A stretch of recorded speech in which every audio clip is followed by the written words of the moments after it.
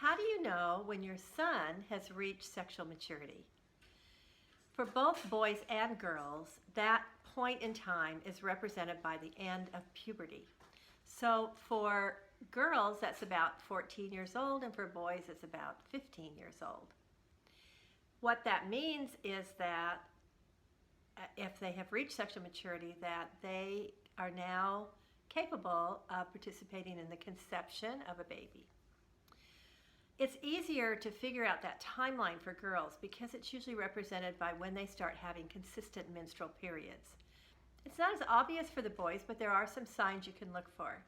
In early puberty, he will notice an increase in the size of his scrotum, but then as he moves, without any real changes in the size of his penis, but as he moves into the next year or so of puberty, the penis will become longer and wider and more of the adult size.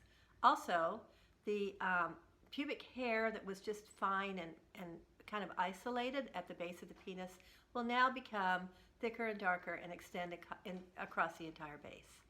Another feature of sexual maturity in your son is that he is able to have ejaculations. It's a little hard to figure that out because he's probably not going to talk about that a lot, but that is another aspect of sexual maturity. So now what do you do? Okay, this is big for parents because it's so hard to imagine that your mid-teen kids are sexually mature. But obviously this is important reproductive biology for parents to get their arms around because you need to begin to teach them about the responsibilities that come with sexual maturity. You don't want to wait until they're 17, 18 years old to give them this information. Let's get them ready when they're in the appropriate age level and begin to explain these responsibilities to them. I'm Dr. M with Anatomy for Kids.